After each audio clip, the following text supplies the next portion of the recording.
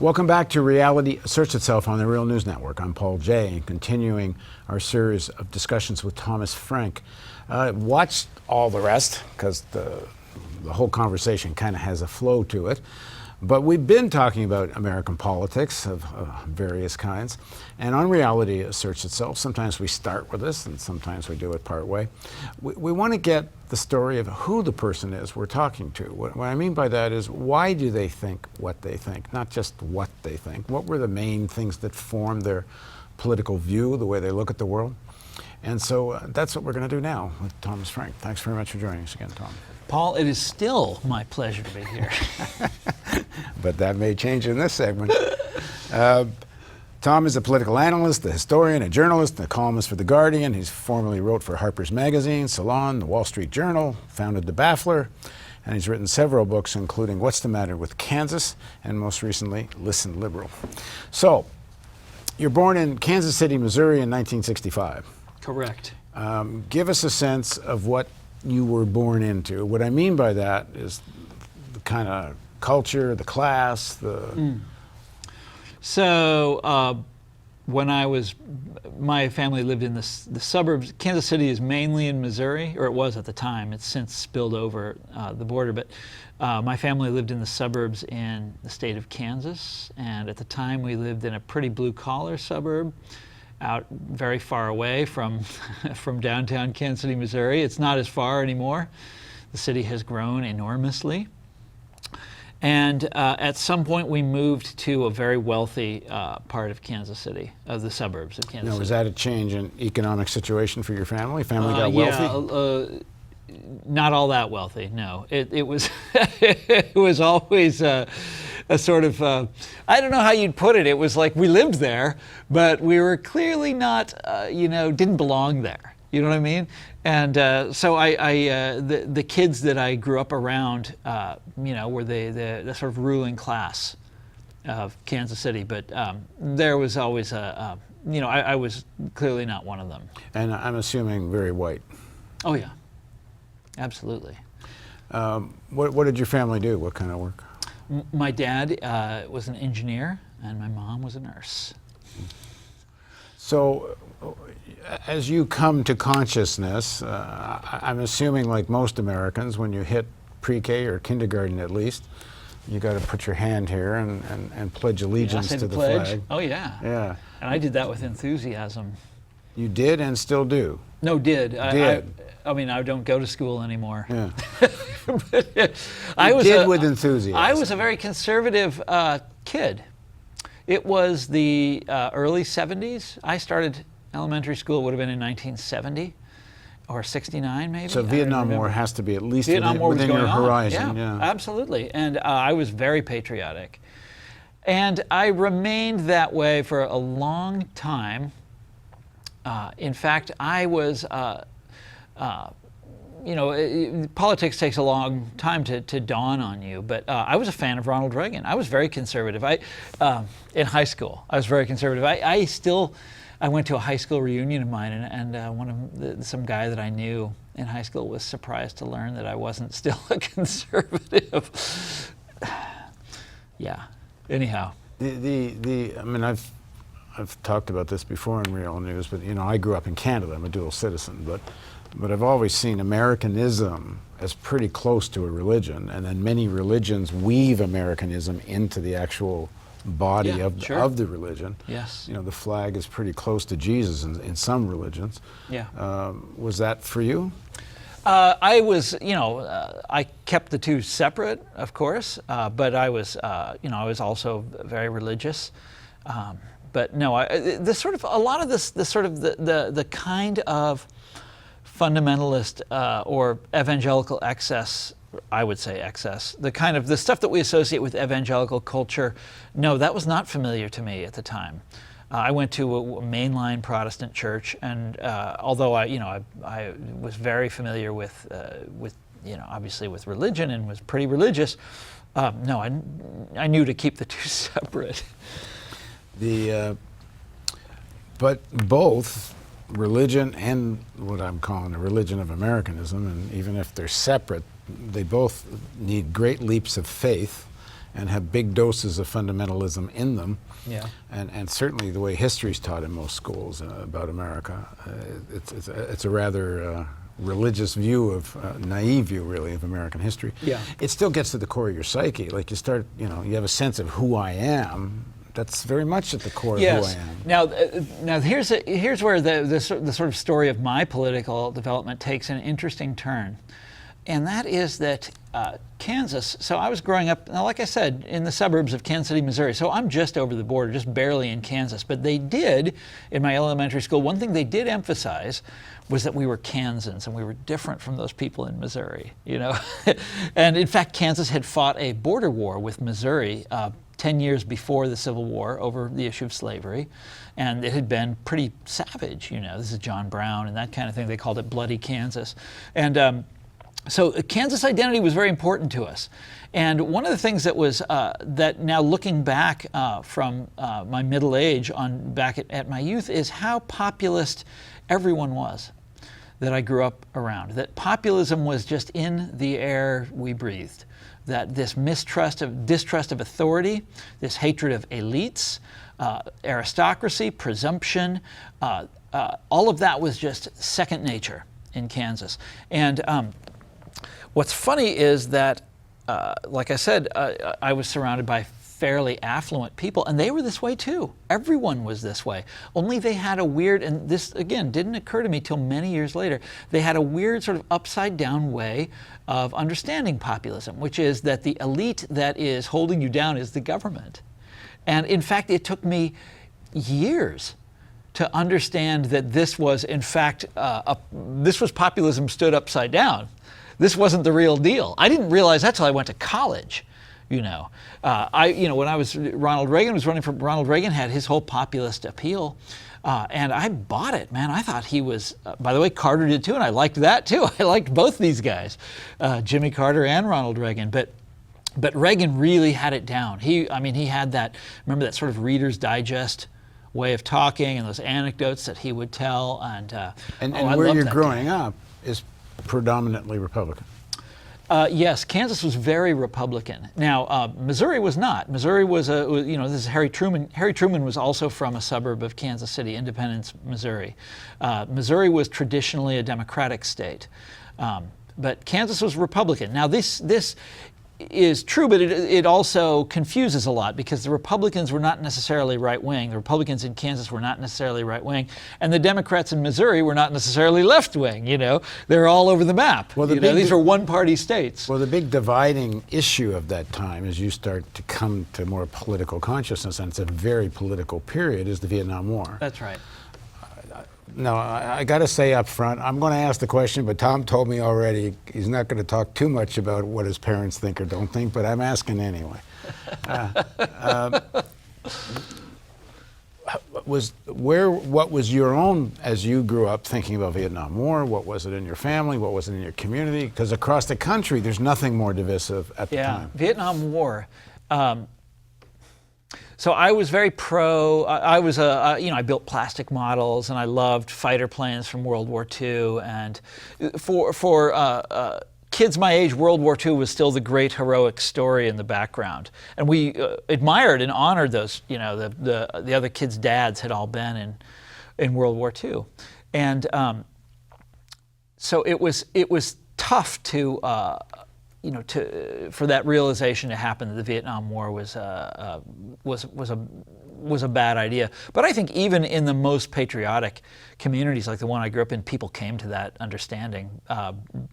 Look, the Tet Offensive, I was 3. I don't really remember that. By the time I had come to sort of consciousness and awareness, Nixon was president, the public had really turned against the Vietnam War. Even very patriotic people were like, this is a bad idea. This is a terrible mistake. What's funny is people turned against Nixon too. And I remember the day Nixon resigned. That was, even in a Republican place like Kansas, people were sick of that guy.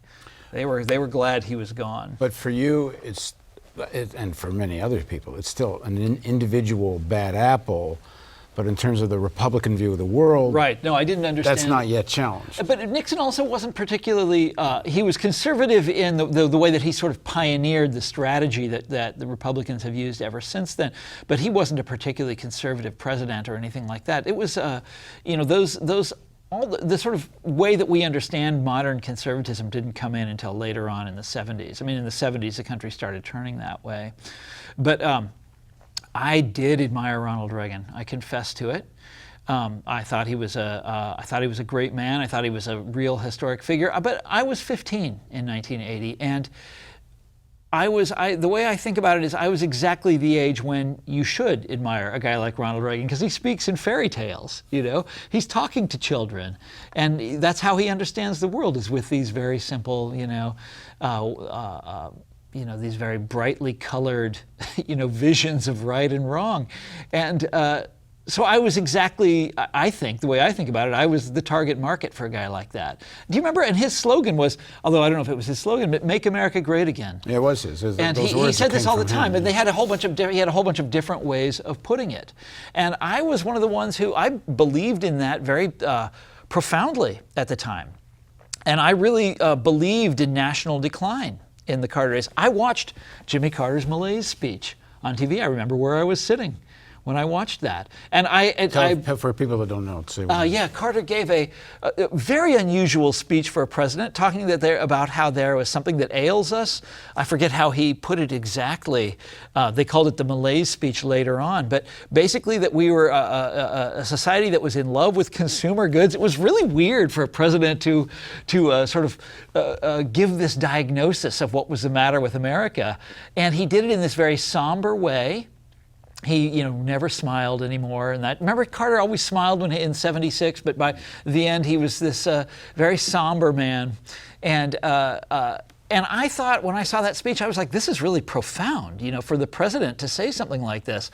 But he was clearly talking about a country in decline, and that there was nothing we could do about it, and that we had to accept that. And here comes Reagan, And by the way, I loved Carter for that. I thought there was something really noble about that man. We're talking about a child, remember. I was little. I was 14, I was 15.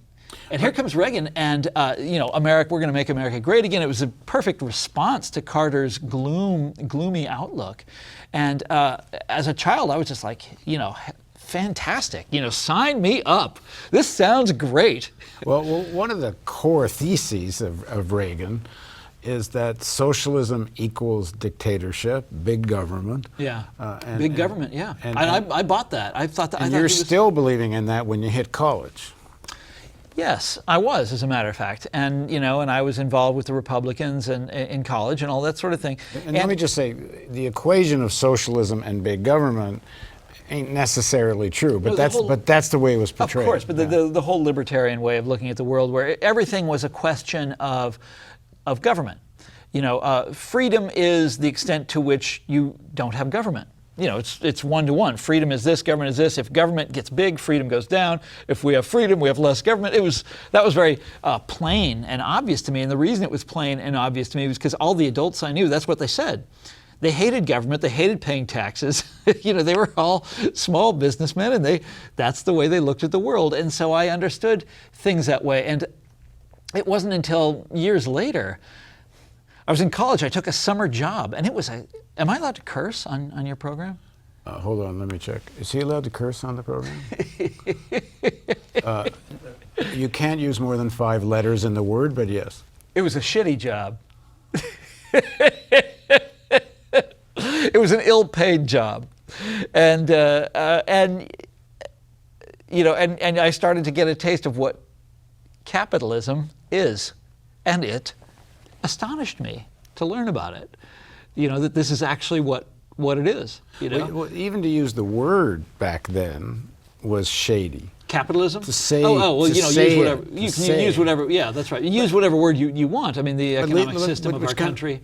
Yeah, but then the reason is, and this is sort of my next question: how much did Cold War propaganda, Cold War television, Cold War view of the world affect your own outlook as you grew up? Immensely, of course. Well, that was the always, conscious. That was the background against which everything happened was the Cold War. Of course, that was what defined everything in the world for us. Now, I still think the Soviet Union of course, that was a terrifying threat. I'm still right there on that one. The Soviet Union was bad news, but it may have been bad news. I'm not so sure it was a terrifying threat, but it was certainly bad news. Well, whatever. But it was bad news for people living in the Soviet Union. Oh yeah, but the Cold War was so. But the idea that of course, the Russians were coming, was kind of crazy. Okay, yeah, that was pretty loony. I didn't come into many. I didn't run against many examples of that. But do you want to hear a funny story? So in 1983, I was on the debate team in my high school, and I was pretty good at it. This was my sport, and I loved it. You can imagine, right? I really took to this sport, and did massive. I overdid it on the research. Way massively overdid it. And in my senior year in high school, the topic was arms sales to foreign countries. It was all set against the backdrop of the Cold War. And so I did enormous amounts of research on this. And by the way, it's still some of the things I researched still come up to this day. Selling F-16s to Pakistan, we debated that. My subject, by the way, was kind of a twist on the Cold War story. I said that my debate topic was we should stop selling arms to Indonesia because they used them to invade East Timor.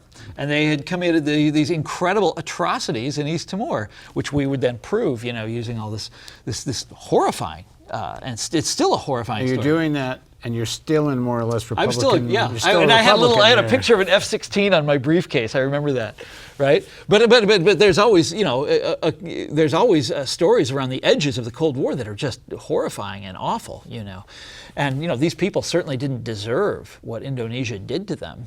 No matter what Indonesia says, they're clearly in the wrong. Anyhow. That was so I was always reasonable about all this stuff. But you're still in college. You're in college during this debate. No, that was high school. That's high school. Was high school. Okay. Yeah, that was a big deal for me, debating arms sales back then. So anyhow, so I went to college. The world didn't give a damn that I was a champion debater. The world didn't care that I got good grades. That the world. You find out that the world doesn't give a damn, and that's shocking to you. And at the same time, you start learning history. History was my subject, of course, and the world really opens up. And you start understanding that there are so many options to human societies, and that it's not a vast contest between government and individual freedom. That's just some, propaganda line that the Reader's Digest came up with. That doesn't describe jack shit anywhere else in the world. That means like nothing, And there's a million ways of thinking about the possibilities of human civilization, the things that humans have done over the course of time. And you start realizing the possibilities in our own time. And that's when the combination of that with my experience of actually working, those two things really changed the way I viewed the world. And also discovering, this happened later, of course, but what populism really was. That I had, and again, this is through the study of history. I didn't know anything about the history of the Democratic Party or the history of the American left or socialism or the labor movement or populism or radical farm movements, which had once been very big in Kansas but didn't exist anymore by the time I was coming up, or existed, but I didn't know about them. And this was shocking. When I learned about this stuff, shocking. It was shocking to me because these people weren't communists. These people weren't trying to take away other people's freedom. They were trying to expand human freedom. And they were using the state to do it, or they wanted to use the state to do it, or they wanted to use organized labor to do it, or they wanted to use these various means to do it. That was a eye-opening course of study when I learned that stuff. And this is in college? In college, yeah. My first year in college. Yep. And when did you start? Then I went a little too far. And when did you start to encounter, progressive literature, progressive writers, left-wing literature? Oh, so when did I start? Started Baffler magazine in 1988. I graduated. Not in college. No, I graduated the year before. So I graduated in '87. In terms of what stuff you would read, I mean, did you read any Marx and Engels, any left-wing stuff? I never really. Marx was too dry for me, but yes, I did. Of course, I started reading The Nation magazine. College. Yeah, in college. Yeah, I started reading The Nation magazine. I started. You know what my favorite was back then? This is Spy magazine. Do you remember Spy? This absolutely just complete, respect for no one, this scoffing at everyone. Oh, I loved that thing. And so we started the Baffler magazine in 1988, my friends and I, and a lot of it out of admiration for Spy magazine. One of my other great heroes at the time, and he was a conservative, but I loved the way he wrote, was H.L. Mencken from right here in Baltimore. Talk about a scoffer. This is a man that had no respect. Now, he was for one of your heroes in college? Oh, yes, because of his style. Oh, my God. Hang on. This is Mencken's one of the more reactionary writers in the whole American tradition, right. But if you well, some parts of what he was doing were not when he went against the fundamentalists and went against World War I. I mean, he was, and not when he went against prohibition. He was against World War II too, right? I never read anything from him from that period. So when you got into Mencken as a young man in that period, the essays that you would read were these collections that had been put together in the 40s and 50s, and they did not include his denunciations of Roosevelt. I didn't know about that. I was a big admirer by this point of Roosevelt. And in his correspondence later, they found all sorts of terrible things, pro-Nazi, racist. Yeah. So I didn't know, I wasn't aware of any of that. But the essays of Mencken's from Baltimore, by the way. The essays of Mencken that I liked, that I appreciated, were the ones from the 20s, the famous ones, scoffing at American pieties of every description. Making fun of the South. Do you remember this? The Sahara of the Beaux-Arts? I don't know his work. Oh, man. This guy was incredible. And even over that, the 70 years, reading this guy from the 1920s, I really admired the way that man wrote. Okay, anyway, I mean, apparently he was one of the great writers of the time. Oh, yes. And also, I mean, he also was a great editor, and he discovered all of these various talents, and and I admired that. And I determined, I set out to be another, a good version of H.L. Mencken, one with better politics, but with all the scoffing intact, All right, well, the next segment we're going to pick up on how you get from Mencken, and still mostly a Republican in college, to an enthusiast about a guy named Bernie Sanders and his socialism. Yeah. All right, please join us for the next segment of Reality Asserts Itself with Tom Frank on the Real News Network.